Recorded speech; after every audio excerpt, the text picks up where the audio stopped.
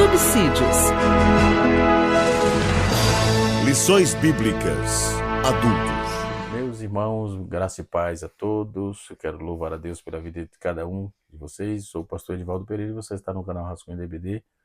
Nesta oportunidade estaremos estudando a lição de número 4, aprendendo nesse próximo domingo, onde estaremos aprendendo sobre o Espírito, de Deus, sobre o Espírito que nos guia além das fronteiras. A palavra-chave desta matéria é fronteira, e podemos observar em larga escala o quanto Deus trabalha na vida da igreja, e do apóstolo Paulo, precisamente. Podemos observar que ele tem uma incumbência de Deus. Deus fala com ele de uma forma toda especial e ele entende, e pega a visão que Deus lhe passou. E podemos observar, aí surgem algumas perguntas. Por exemplo, Deus impediu Paulo de pregar na Ásia? Sim. Quantas vezes Paulo foi impedido? E a visão do varão macedônio? Era um anjo? Era uma visão transcendental? Como explicar isso? Certo? Sim, essas e outras questões nós vamos aprender aqui agora. Alguém fala que é um pedágio, não tem nada a ver uma coisa com a outra. Deus estabelece, tem a sua vontade, e ele entendeu que não era tempo de Paulo pregar na Ásia naqueles dias, certo? Ele tinha que ir para onde Deus havia ordenado, E ele desceu em Troade. Chegando em Troade, Deus fala com ele. Quando ele chega em Troade, Deus fala com ele, e ele teve que obedecer exatamente o que Deus havia lhe proposto, ok? Quando vamos observar todo esse conteúdo, dessa lição, nós vamos observar como Deus trabalha e cumpre promessas na vida daqueles que o esperam, que ele chamou.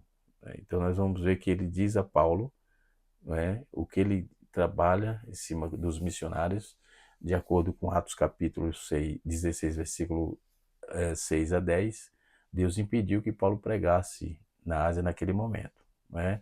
É importante notar observar que Deus não proibiu a evangelização na Ásia, não. Ele não impediu, a proibição era temporária, fazia parte, essa proibição fazia parte de uma direção, da direção de Deus, a direção soberana para a segunda viagem missionária de Paulo. Então Paulo resolveu obedecer, obviamente, para ter sucesso, E a Bíblia diz que foi um sucesso, exatamente, a segunda viagem missionária de Paulo, onde a primeira cristã ali, chamada Lídia, uma mulher próspera, ela trabalhava com púrpura, ela era de Tiatira e estava estabelecida naquela região, E o missionário não estava em grande palco, não estava em grandes templos, não estava em cruzadas, não, eles estavam em missões, procurando no outro dia pela manhã meios para congregar. Ele encontra à beira do rio umas mulheres, dentre elas estava Lídia, que se decide pela fé, e ela consequentemente diz que ia cuidar dos missionários, E pelo que entendemos, ela é uma mulher próspera, uma mulher de poder aquisitivo invejável, E ela depositou o que tinha e os cuidados para as coisas de Deus, O texto bíblico diz sobre o impedimento de Paulo, que passando pela Frígia, aliás, e pela província da Galácia, foram impedidos, os missionários foram impedidos, a saber, Paulo, Silas e Timóteo, porque nessa época já tinha separado, Barnabé tinha separado, lamentavelmente, de Paulo, e podemos observar que a separação não causou ruptura geral, pelo contrário, foi uma separação que deu crescimento e resultado, né, para a missão, certo? Nem toda separação traz problema. No caso dessa aqui, eles não estavam de acordo e acabou indo para um lugar e outro para outro, e ambos estavam fazendo a obra de Deus, né? Podemos observar que em seguida Deus fala diante de Mísia, tentando ir para Bitínia, mas o Espírito de Jesus lhe impediu outra vez. Capítulo 16, versículo de número 7. Depois disso, em Troade, parece uma visão de um homem dizendo: passa a Macedônia e ajuda-nos, né? Então, nós vamos ver na sequência que as barreiras que Paulo enfrentou ali, aí vem o Espírito de Deus impede que Paulo pregue na província da Ásia. Na segunda barreira vem a questão do Espírito de Jesus, que impede que ele pregue em Bitínia. Aí ele entende que Deus tem uma nova direção, porque quando ele tem aquela visão do varão macedônio, ele entende que Deus tem uma visão. E Deus conduz Paulo à Macedônia por meio de uma visão, conforme eu disse aqui, capítulo 16, versículo 9 e 10, ele teve uma visão. Paulo pregou na Ásia depois? Sim. Mais tarde, ele, na terceira viagem missionária, que vai estar narrando lá no capítulo 19, a partir do verso 10, né? E assim sucessivamente. Nós vamos aprender algumas lições aqui. Deus dirige a missão? Sim. Nem toda oportunidade é uma missão divina. O não de Deus pode ser apenas um espere. Vou repetir. O não de Deus pode ser apenas um espere. Terceira lição que vamos aprender é que o Espírito Santo fecha as portas para abrir outras maiores, certo? Então, a obediência à direção de Deus produz resultados mais amplos do que os nossos próprios planos. Isso Paulo e nós outros aprendemos. Sobre essa perspectiva, sobre essa dizer que Deus recalculou a rota da missionária de Paulo, não, conduzindo a Ásia Menor, da Ásia Menor para a Europa, tirando ali daquele foco da Ásia Menor para a Europa, essa mudança marcou um momento mais importante na história da expansão do cristianismo, né? Pois o evangelho chegou à Macedônia, depois à Grécia e progressivamente ao mundo romano ocidental, certo? E nós vamos ver alguns destaques dessa viagem a partir do capítulo 15, versículo 36 a seguir, até o capítulo 18, nós vamos ver algum destaque aqui. A segunda viagem missionária de Paulo marcou um novo estágio na expansão do Evangelho. Nela, Deus conduz o apóstolo à Europa, estabelecendo igrejas estratégicas, fortalecendo a comunidade cristã, né? Teve um episódio ruim, né, aos nossos olhos, que foi a separação entre Paulo e Barnabé. Isso ocorreu após o Concílio de Jerusalém. Houve um desacordo sobre João Marcos, né? Conforme eu disse antes, Barnabé levou Marcos para Chipre, né? E Paulo escolheu Silas como companheiro.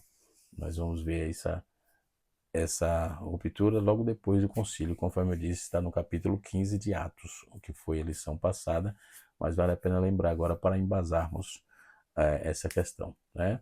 Então Deus transforma conflitos em oportunidade para ampliar a obra missionária, né? Aí Timóteo junta-se à equipe, enlista Paulo, convida Timóteo para acompanhá-lo, né? Timóteo ele torna-se um dos principais cooperadores de Paulo, no capítulo 16, versículo de 1 a 5. Nós vamos ver que o Espírito Santo muda a rota. Então, ele muda, sim, a rota, né? O Espírito Santo impede Paulo de pregar na Ásia. O Espírito de Jesus não permite que ele pregue em Betínia, sim.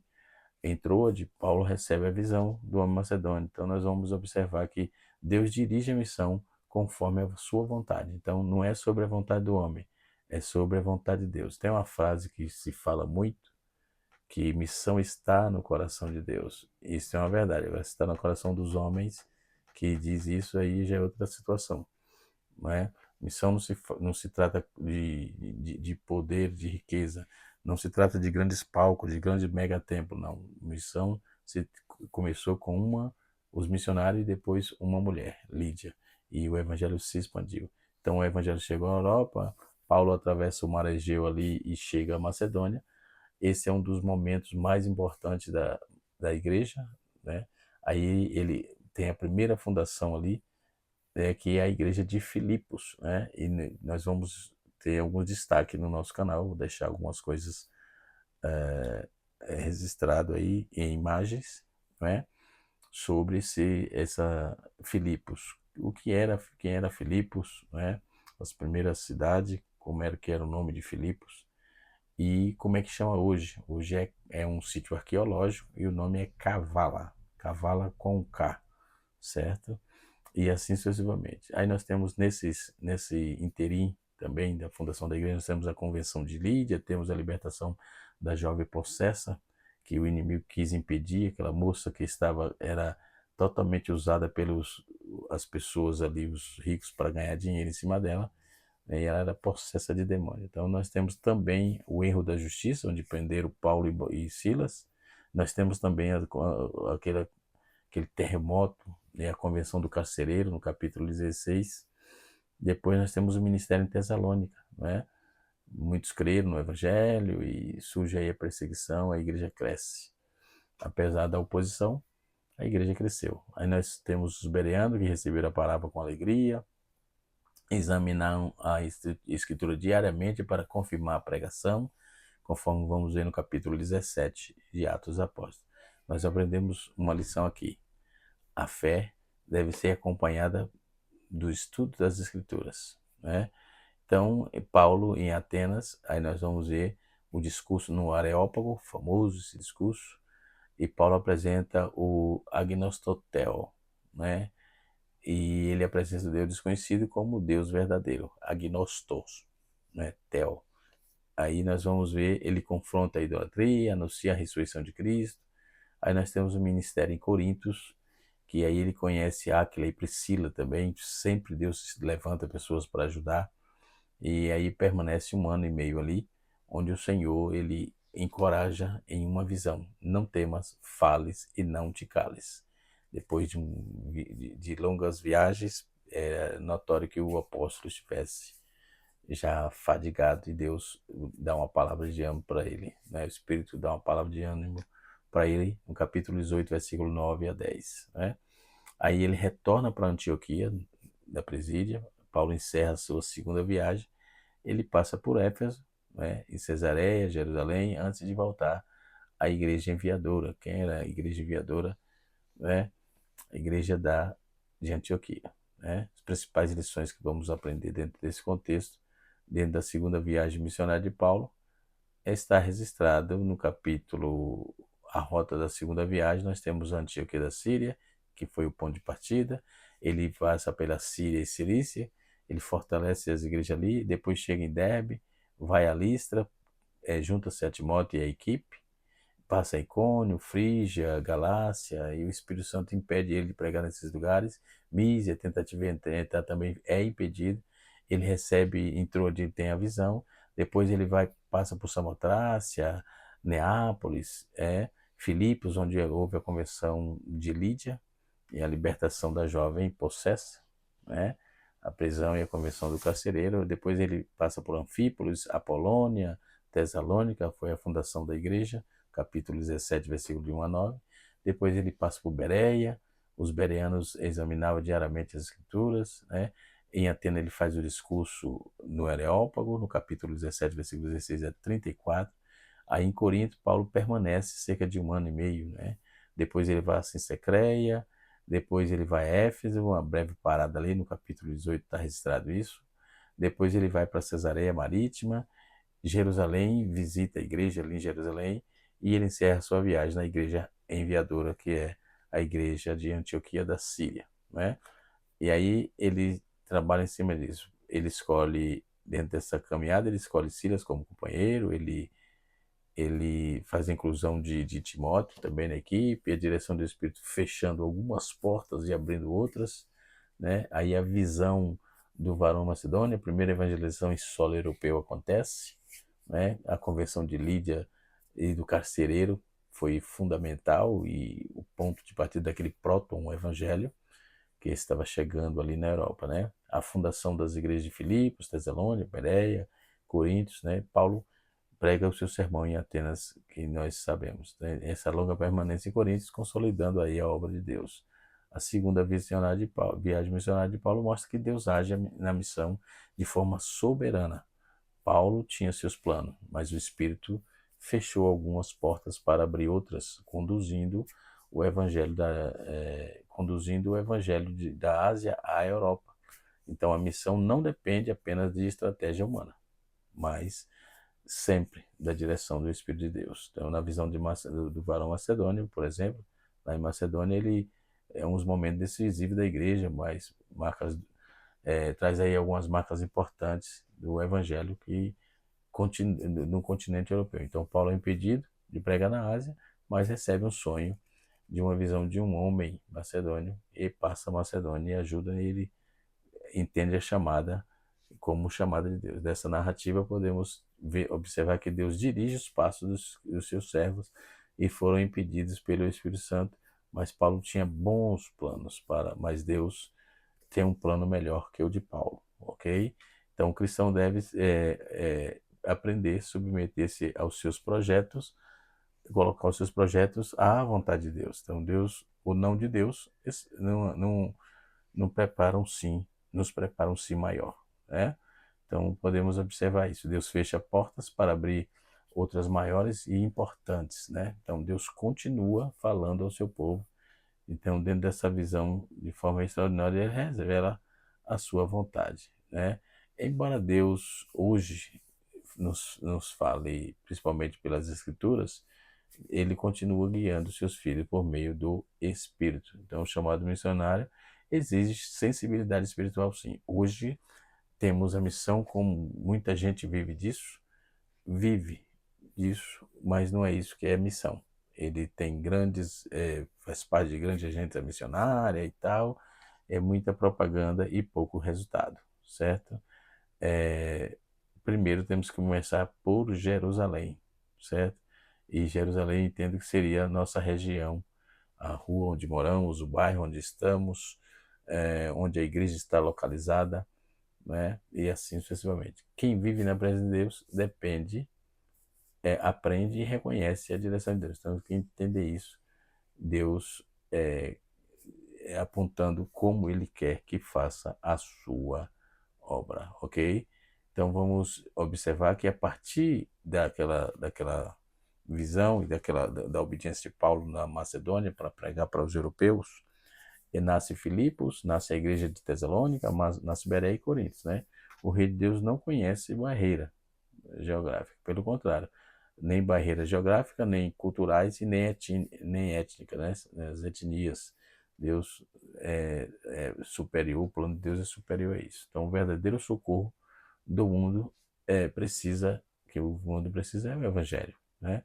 Quando o homem da visão, ele não pediu dinheiro, ele não pediu fama, ele não pediu palco, ele não pediu oportunidade, ele disse: passa na Macedônia e ajuda-nos, socorre-nos, né? Um pedido, entendo que é um pedido de socorro. Então, a ajuda que a Macedônia precisava é a mensagem de Cristo. Então, a maior necessidade do ser humano continua sendo Jesus Cristo, né? A obediência, ela imediata, ela produz também grandes resultados. E foi o que Paulo fez, obedeceu imediatamente. Paulo não discutiu com Deus, não titubeou, entendeu a visão e foi fazer a obra. Logo procura partir, está escrito, capítulo 16, versículo 10. Logo procuramos partir daquele destino, Então, não demorou. A sua obediência resultou na conversão de Lídia, na libertação do jovem, como já disse, do carcereiro também, e o estabelecimento da igreja em Filipos, né? Então, a prontidão em obedecer acelera o cumprimento e os propósitos de Deus, né? Então, obedeça para você ser abençoado quanto antes, né? Grandes avivamentos começaram como uma resposta à obediência. Então, a visão mudou todo o rumo da história do cristianismo na Europa. O evangelho se espalhou por diversos continentes, né? Uma decisão obediente pode impactar gerações. Vou repetir. Uma decisão obediente pode impactar ou impactar, aliás, gerações, né? Então, busque a direção do Espírito, deixe Deus agir, não desanime diante das portas fechadas. Pelo contrário, Deus está no controle. Isso ele provou de forma cabal, de forma sine qua non. Né? Então, Deus está no controle. Quando vamos observar para a questão de Lídia, o Espírito abre a porta ali, nesse tópico, vamos observar que o Espírito dirigiu soberanamente a segunda viagem, como já dissemos, né? E vamos analisar aí a Convenção de Lídia, a primeira mulher, primeira cristã em solo europeu. Compreenderemos aí que Deus utiliza, né, pessoas de lugares e circunstâncias para estabelecer a sua igreja, né, e promover o avanço do evangelho. Deixa eu localizar aqui a revista propriamente de Deus. O subtópico diz assim, subtópico 1 do tópico 1 diz assim, o Concílio de Jerusalém, cadê não? Tô longe. Auxílio biográfico tá crescendo na graça, não, aqui, 4, isso. Podemos observar que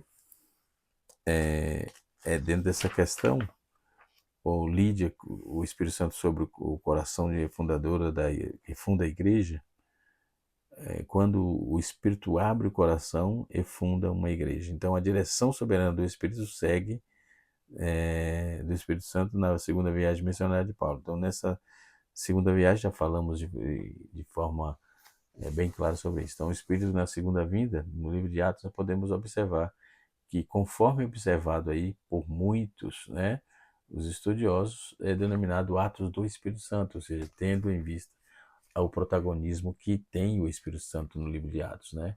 Então isso é insubstituível, a atuação. Então o Espírito guia a igreja na sua escolha, nos líderes. Podemos observar que Deus, ele estabelece, né, reinos, o Espírito guia, né, dentro da atividade evangelizadora, isso de forma que Atos às vezes tem sido descrito como o livro do Espírito Santo, né? Em algumas atuações do Espírito Santo no livro de Atos, ele concebeu o poder aos discípulos para testemunhar, ele encheu e concebeu os dons, ele inspirou os discípulos com ousadia, deu sabedoria, autoridade, revelou os pecados, dirigiu Filipe na evangelização, transportou a outro lugar para pregar, orientava Pedro, não é? Então separou e enviou para missões, ou para a missão, impediu algumas missões, conforme já vimos, né? Então, e constitui ministro, né? Então nós temos o subtópico aí, a fé sincera, né? A fé com sensibilidade e hospitalidade de Lídia. Então a Escritura faz duas referências a essa mulher, em Atos capítulo de número 16, versículo 14 e no versículo 40. Era uma cristã temente a Deus, e a primeira a aceitar a mensagem que Paulo, quando chegou em Macedônia, natural de Tiatira, bem sucedida financeiramente, como já disse, né? E comercializava a púrpura, né? Um produto de alto valor, só da classe alta que usava, enfim. As duas referências feitas, a Lídia demonstra que entre as muitas qualidades de uma característica que deve fazer parte de um perfil do verdadeiro cristão, era a hospitalidade, conforme Hebreus capítulo 13, versículo de número 2. Né? Ela hospedou o apóstolo Paulo, né? Logo após o seu batismo, por exemplo, sua família. Mais tarde, quando o apóstolo foi solto da prisão, ela hospedou novamente. Né? Então, novamente, a temente empresária, mantenedora da obra de Deus, né? Então, o segundo registro de Atos, a primeira convertida em solo europeu.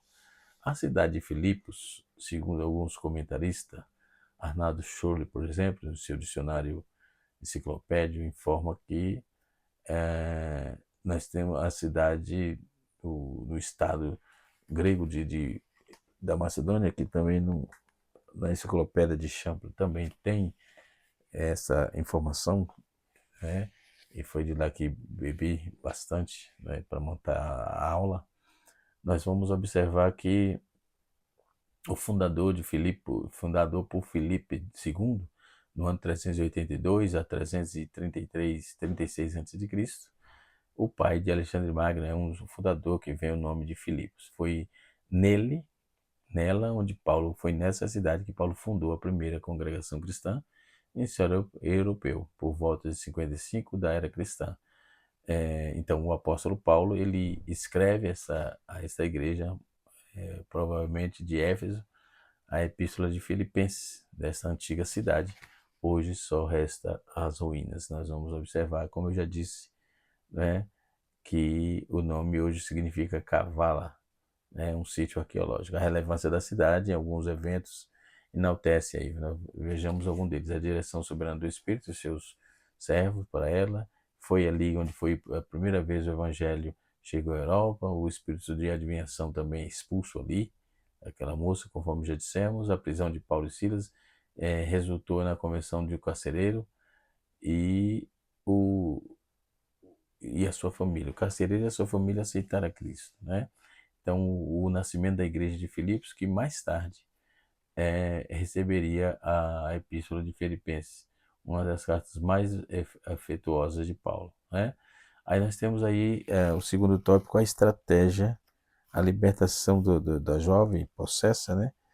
E dos poderes da terra, das trevas. Mas nós temos a estratégia das trevas, né? É assim que vamos trabalhar, enfrentando. Importante refletir que sobre esse ardil, no capítulo de 2 Coríntios, capítulo 2, versículo 11, o espírito imundo introduz aquela jovem para testemunhar o avanço do evangelho. Não é porque ela falou que o evangelho, falou dos homens de Deus, que o diabo não tem referência nenhuma. Nós não vamos confiar nele, não. Nós vemos isso, temos isso, acreditamos nisso, mas ele não é confiável para dar essas informações, visto que anda na desobediência. E aquela moça estava na mesma situação, né? Ela fez referências ao missionário, falando da autenticidade do serviço missionário, do trabalho missionário e tal. Então, a expulsão do espírito de adivinhação, certa vez Jesus ordenou aos discípulos, disse assim, na sua cidade, na sua identidade, logo após a revelação de que ele era o Cristo. Então, foi exatamente o que os demônios procuraram fazer bem no início do ministério de Jesus, expor a sua identidade antes do tempo. Então, quando o inimigo vem fazer um elogio, nem sempre elogio é exposição da sua identidade, tentando vilipendiar. Ele, contudo, permitiu que falasse. Ou seja, qual é a estratégia do reino de Deus, do reino das trevas, aliás, em tornar notória a obra de Deus, sendo que eles são das trevas? Qual é a... Não tem interesse, né? Então, expor os missionários, por exemplo, segundo o teólogo Marshall, por exemplo, nós vamos ver que o efeito da proclamação da jovem foi repetida no concurso aí, no decursor da vida de cada vez mais encontrava com Paulo. Foi dar aos missionários uma publicidade inesperada, né? Então, o objetivo do Reino das Trevas era trazer uma exposição precoce da presença do missionário, e ali expondo-se, por exemplo, podemos observar que trazer uma exposição precoce e a circunstância seria inesperada, como de fato veio a ocorrer, certo? Então, nós podemos observar, iniciar os missionários, incitar os missionários à vaidade é um problema, né? Sem dúvida, uma das mais exitosas estratégias do diabo é incitar o servo de Deus à vaidade. Então, esses homens são servos de Deus, ou servos de Deus, disso, diferentes do genuíno elogio, né? Então, da lisonja e armadilha diabólica que estava preparada ali, né? Então, a incitação à vaidade é uma tentação do diabo, que utiliza-se para tropeçar naquele que é chamado por Deus. Aí nós temos aí, dentro desse contexto, depois dessas obras todas, nós temos ainda a perseguição velada, né? A proclamação da jovem, que ainda é ser vista como assédio, perseguição a Paulo e seus companheiros. Ou seja, onde fosse a jovem possuída pelo demônio, gritava que aquilo que Paulo e Silas pregavam Você sabia que para ser era terapeuta, uma você não verdade. precisa ser formado em dentro desse contexto, nós podemos observar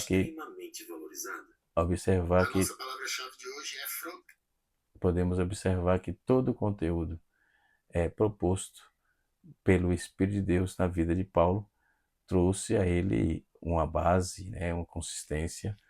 Então, essa perseguição velada, né, ele gritava, aqueles demônios gritavam onde fosse jovem possuída pelo demônio, dizia, gritava que aquilo que Paulo e Silas pregava era a verdade, né? Isto fez por ela muitos dias, né? E havia ali, na verdade, uma perseguição com aparência de aprovação, certo? E até o Paulo chegar a expulsar, entendeu? Eles lançaram um tropeço. Aí nós vamos ver Maio Pilmer, dentro da sua obra, tem ela aqui, ele fala que o parecer que Satanás às vezes empregava truque de testemunho para causar empecilho ao evangelho, levar alguns de seus agentes a se pronunciarem, seguidores da obra evangelística, enfim. Então, seu objetivo aí era desacreditar o evangelho, fazendo com que o povo, em geral, tenha péssima impressão dos cristãos, né? Podemos observar do jeito que a jovem exclamava, poderia ou pretendia aparentar-se de grupos missionários, tornando a primeira versão do evangelho de forma caricata, né? E Deus não precisa desses elogios, né? O processo começou com Deus, continua com Deus e terminará em Deus, não tenha dúvida, né? E a ideia daquela moça possuída pelos demônios era criar barreiras, né, aberturas das pessoas da mensagem de Paulo. Então, o apóstolo já tinha tido experiência semelhante na primeira viagem missionária, né? Então, a reação do reino das trevas surgiu nesse tópico. Nós podemos observar que o avanço do reino das trevas, do reino de Deus, aliás, sempre desperta a oposição do reino das trevas. Então, vejamos que a perseguição ao servo de Deus faz parte da batalha espiritual. Aí vem a reação dos exploradores, que é quem explorava aquela moça, não é? Era de forma econômica, ele explorava ela, usando ela para poder fazer aquelas magias, né? E, enfim, essa reação era beneficiado com a influência do espírito enganador, não é? Revelando a verdade, a reação do reino de Deus, chegada o reino da luz, essa passagem de demônios lá de Gadara, por exemplo, que revela o incômodo dos demônios com a chegada de Jesus, né?